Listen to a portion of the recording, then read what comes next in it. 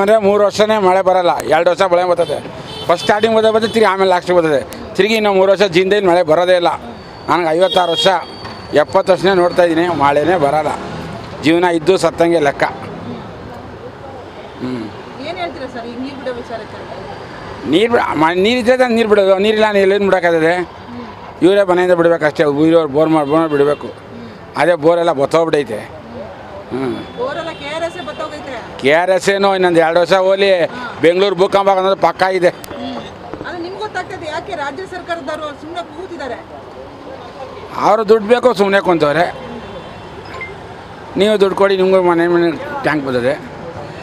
Tank ಬರೋದಕ್ಕೆ ನೀರಿದ್ರೆ ತಾನೇ ಅವರು ಹೊಟ್ಟೆ ಅವ್ರು ಬೇಕಾದ್ರೆ ಪಂಪ್ ಮಾಡ್ಬೇಕಂತ ತಂದ್ಕೊಡ್ದು, ಅದಕ್ಕೆ ಚಿಂತೆ ಇಲ್ಲ. ಯಾರಿಗಿನ ಪಂಪ್ ಮಾಡ್ತಾ ಅದಕ್ಕೇನಿಲ್ಲ.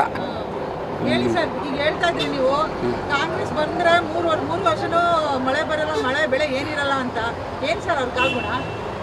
ಅದು ಹಂಗೆ. ಅದು ಆಗಿನ ಕಾಲದ ಗುಂಡೂರಾವ್ ಫೀಲ್ಡಿಂಗಲ್ಲಿ, ಬಂಗಾರಪ್ಪನ ಫೀಲ್ಡಿನಲ್ಲಿ, SSM ಕೃಷ್ಣ ಆ ಫೀಲ್ಡಿಂಗ್ ಹಂಗೆ ಇರೋದು.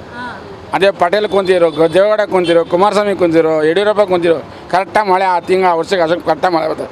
ಜಾತಿ ಬರೋ ಅಷ್ಟಕ್ಕೆ ತಕ್ಕಂಗೆ ಗೊತ್ತಾಯ್ತು. ಡ್ಯಾಮ್ ಒಣಗಿತ್ತಾ ಆಗೋರು ಡ್ಯಾಮು? ಇವ್ರು ಕೂತ್ಕೊಂಡೇ ಡ್ಯಾಮ್ ಒಣಗೋದು, ಅದಂತೂ ಪಕ್ಕ. ಏನು ಹೇಳ್ತೀರಾ ಸರ್, ರಾಜ್ಯ ಸರ್ಕಾರಕ್ಕೆ ನೀರು ಬಿಡಬೇಕು ಅಂತೀರಾ ಬೇಡ ಅಂತೀರಾ?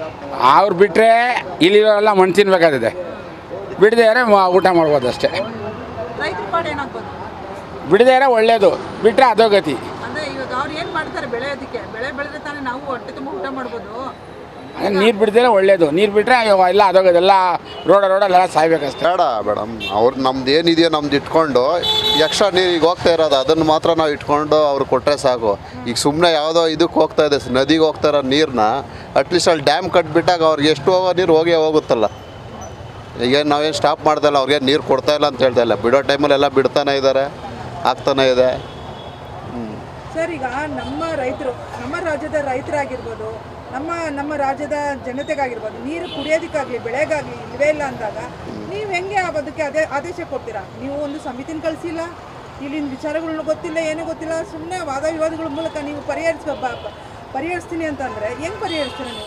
ಸಮಸ್ಯೆಗಳು ಇನ್ನೂ ಜಾಸ್ತಿ ಆಗಲ್ವಾ? ಏನಾಗುತ್ತೆ ಮೇಡಮ್, ಏನು ಹೇಳೋದು ನಾವು? ಪ್ರತಿಯೊಂದು ಈಗ ನಮ್ಮ ಹಕ್ಕು ಇರೋದು ಬಂದ್ಬಿಟ್ಟು ನೀರು. ಆವಾಗಿನ ಯಾವುದೋ ಈ ಟೈಮಲ್ಲಿ ಮಾಡಿರೋ ಹಳೆ ಕಾಲದ್ದು ಇವಾಗೂ ಒದ್ದಾಟ ಅದರದ್ದೇ ಆಗ್ತಾಯಿದೆ ಅಂದರೆ ತುಂಬ ಕಷ್ಟ ಅಲ್ಲ. ಈಗ ಸಂವಿಧಾನದಲ್ಲಿ ಬಂದ್ಬಿಟ್ಟು ಎಲ್ಲ ಚೇಂಜ್ ಆಫ್ ಮಾಡ್ತಾ ಇದ್ದಾರೆ. ಈಗ ಅಟ್ಲೀಸ್ಟ್ ಅಲ್ಲೊಂದು ಡ್ಯಾಮ್ ಕಟ್ಟೋಕ್ಕೆ ಬಿಡ್ತಾಯಿಲ್ಲ ನಡೀತಾನೆ ಇದೆ, ಆಗ್ತಾನೆ ಇದೆ. ಏನು ಮಾಡೋದು? ಅದ್ರಲ್ಲಿ ಅಟ್ಲೀಸ್ಟ್ ಬೇಕಾದ ಡ್ಯಾಮ್ ಕಟ್ಟಾಗ ಅಟ್ಲೀಸ್ಟ್ ಫ್ರೀಯಾಗಿ ಬಿಟ್ಬಿಟ್ರೆ, ಅದು ಕಟ್ಕೊಂಡ್ರೆ ಬೆಂಗಳೂರು ಜನರು ನೀರು ಒದ್ದಾಟ ಆರಾಮಾಗಿ ಪರಿಹಾರ ಆಗಿಬಿಡುತ್ತೆ. ಏನೋ DK ಶಿವಕುಮಾರ್ ಸಾಹೇಬ್ರು ಮಾತಾಡಿ ಏನೋ ಮಾಡ್ತಾ ಇದ್ದಾರೆ.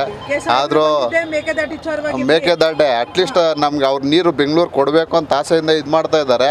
ಅದಕ್ಕೆ ಅಡ್ಗಾಲ್ ಎಷ್ಟೋ ಜನ ತಮಿಳ್ನಾಡಲ್ಲೇ ಸ್ಟಾರ್ಟ್ ಮಾಡ್ಕೊಂಡ್ಬಿಟ್ಟಿದ್ದಾರೆ. ಕಟ್ಟಾಗಿ ಬಿಡಲ್ಲ, ಅದು ಇದು ಪ್ರಾಬ್ಲಮ್ ಮಾಡ್ತಾನೆ ಇದ್ದಾರಲ್ಲ. ಇವ್ರು ಎಲ್ಲನೂ ಕಂಡು ಇಡೀ ಏನೋದು KPCC ಅಧ್ಯಕ್ಷಗಳ ಮೂಲಕನೇ ಎಲ್ಲ ಮಾಡ್ತಾರಲ್ಲ, ಈ ವಿಚಾರದಲ್ಲಿ ಯಾಕೆ ಇಷ್ಟೊಂದು ಏನು ತಲೆ ಕೆಡ್ಸ್ಕೊಂತಿಲ್ಲ? ಏನು ಮಾಡಲ್ಲ ಮೇಡಮ್, ಈಗ ಪೊಲಿಟಿಷಿಯನ್ ಆದಮೇಲೆ ಎಲ್ಲ ಇದ್ದೇ ಇರ್ತಲ್ಲ, ಒಳಗೊಳಗಿನ ರಾಜಕಾರಣಗಳು. ಏನು ಮಾಡೋಕ್ಕಾಗುತ್ತೆ? ನೀವೇನು ಹೇಳ್ತೀರಾ ಸರ್, ಸರ್ಕಾರಕ್ಕೆ ಏನು ಹೇಳ್ತೀರಾ? ಸರ್ಕಾರಕ್ಕೆ ನೀರು ಬಿಡೋದು ಬೇಡ ಅಂತ ಹೇಳ್ತೀನಿ ಮೇಡಮ್. ನಮ್ಮ ಕಾವೇರಿ ನಮ್ಮ ಮಕ್ಕಳು ನಮಗೆ ಇರಲಿ ಅಂತ ಹೇಳಿ. ಅಕಸ್ಮಾತ್ ಬಿಟ್ಟರೆ ಏನು ಮಾಡೋಕ್ಕಾಗುತ್ತೆ? ಈಗ ಅಟ್ಲೀಸ್ಟ್ ಈಗ ನಮಗಿರೋ ನೀರು ಆದಮೇಲೆ ಎಕ್ಸ್ಟ್ರಾ ಬಿಟ್ಟರೆ ಏನೂ ಮಾಡೋಕ್ಕಾಗಲ್ಲ. ಎಕ್ಸ್ಟ್ರಾ ನೀರು ತಾನೇ ಹೋಗಲಿ ಬಿಡಿ, ನಮಗಿರೋ ನೀರು ಇದೆಯಲ್ಲ.